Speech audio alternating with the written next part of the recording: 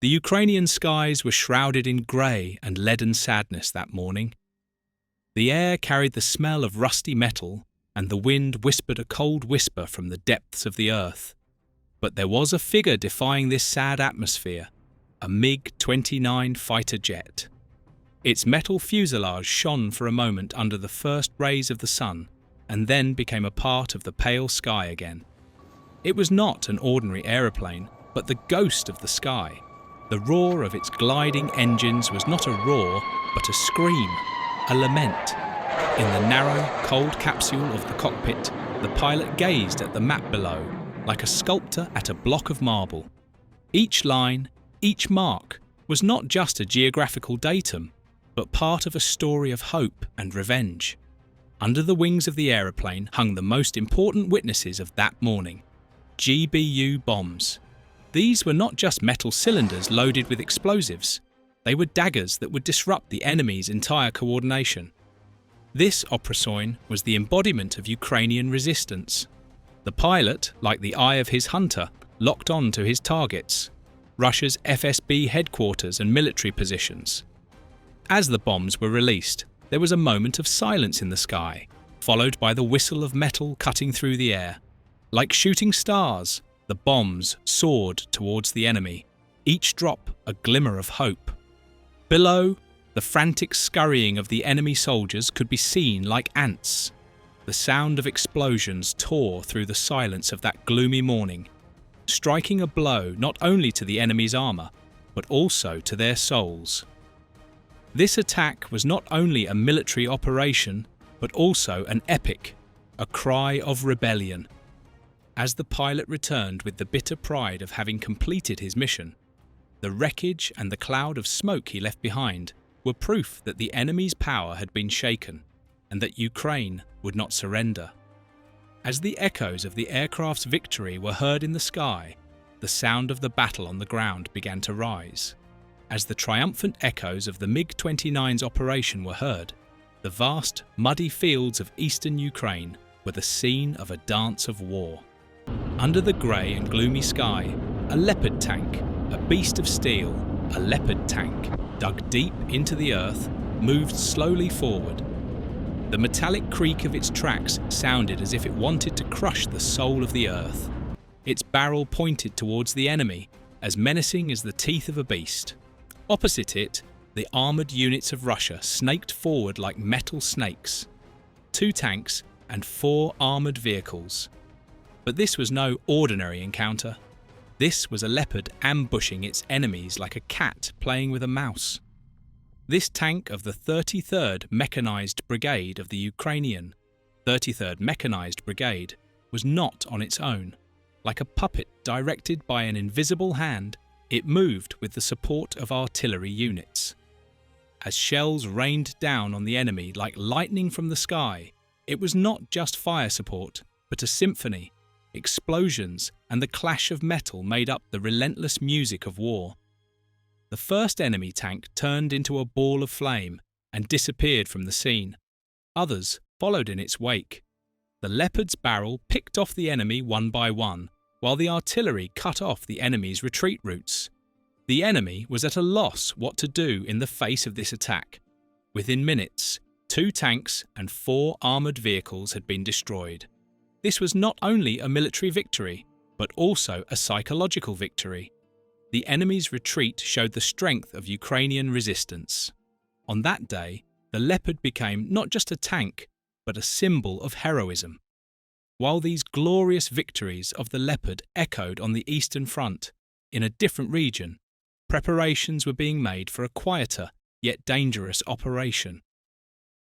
While the victories of the Leopard tanks were boosting morale at the front, the forested areas of Novobasan, Chernihiv region, were the scene of an ambush. This area was once a village where the peaceful sounds of life echoed, but now it had become a hunter's trap. The Karpat Sich volunteers waited patiently for the enemy. Deep in the forest, a Ukrainian tank was hidden. This tank was not just a lump of iron, it was a hunter. In front of him were Russian BTR-82As in a convoy. The enemy was oblivious to everything. The tank commander was quietly waiting for the right moment. Everything was like a scene from a film. As soon as the convoy entered the ambush zone, the tank's barrel fired. The sound of the explosion echoed in the depths of the forest. As the first BTR burst into flames, panic broke out in the convoy. The infantry units supported with anti-tank guns. This was not just an attack by a tank. This was a predator trapping its prey. Although the footage was edited after the fact, it captured the drama and tension of the moment. The tank had managed to single-handedly stop the enemy convoy. Although the ambush had been successful, the brutal face of war was even more starkly evident in another area. While the ambush operation in Novobasan ended in victory, the town of Vuhledar in Donetsk Oblast, one of the most violent places in the war, had become a scene of tragedy. Every corner, every street bore the traces of a conflict. In this gloomy atmosphere, a Ukrainian drone recorded a tragedy from the sky. Below, a Russian tank was trying to escape for its life. The tank was travelling fast on a dirt road, leaving clouds of dust in its wake. But the escape was short-lived. Ukrainian artillery had targeted the tank. A shell fell from the sky and hit the tank. With the force of the explosion, the tank exploded. Pieces of metal were scattered around, while a cloud of smoke rose into the sky. Only a few metres away from the scene, a BMP was standing.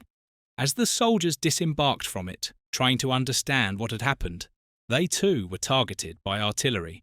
It was a moment that showed the cruelest face of war, a moment that revealed the helplessness of mankind. This incident showed how fast and effective war can be, and proved that sometimes even the simplest mistakes can lead to great consequences. In the chaos of war, sometimes the smallest mistakes can lead to the biggest disasters, while the impact of the historic event in Vuhledar had not yet subsided. On that day, a Russian soldier aimed an RPG at a Ukrainian tank. The distance was very close. It was almost a zero-point shot. The shot missed with a moment's hesitation. Instead of hitting the tank's armour, the rocket lodged in the walls of a nearby abandoned structure. What had once been the home of a house was now a pile of rubble. This was not just a case of one shot not hitting, it was a testament to the ruthless and unpredictable nature of war, which can destroy everything, turning even the most innocent objects into catastrophic wreckage. The devastation caused by this shot was like a warning of how dangerous war is, and what unexpected events can happen at any time. Tanks, aeroplanes, missiles. They were all part of a critical environment in which a momentary mistake could be the end of a life or a structure. In the shadow of war, these stories are interconnected. The victory of a MiG-29, the resistance of a Leopard, the ambush of a tank, the tragic moment recorded by a drone, and the misdirection of an RPG. Each of them, like different parts of a big picture, tells the whole story of the war. These events are not only military operations, but also human tragedies in which hope, fear, determination, and despair are intertwined. Each conflict, each explosion, leaves behind a story. These stories are lessons for future generations. These narratives should not remain in the dusty pages of history. On the contrary, they should be told aloud to show the true face of war. In this process, we have come to the end of another video. We will continue to convey the events that took place in the following hours to you quickly and accurately. We continue to convey the events to you objectively. You can like videos to support us. You can also subscribe to the channel to make it easier to follow new videos. I wish you all happy days. See you soon.